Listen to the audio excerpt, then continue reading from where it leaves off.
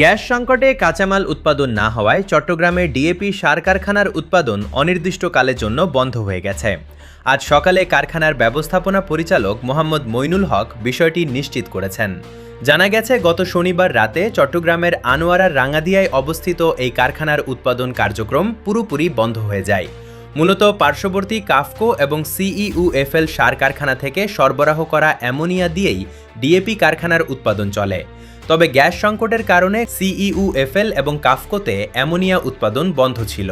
এর ফলে ডিএপি সার কারখানায় অ্যামোনিয়া সরবরাহ সম্পূর্ণ বন্ধ হয়ে পড়ে। এমন পরিস্থিতিতে কারখানায় আগে থেকে মজুদ থাকা অ্যামোনিয়া দিয়ে প্রায় 1.5 মাস উৎপাদন অব্যাহত রাখা হয়েছিল। কিন্তু গতকাল রাতে সেই মজুদও শেষ হয়ে যাওয়ায় কর্তৃপক্ষ উৎপাদন বন্ধ করতে বাধ্য হয়।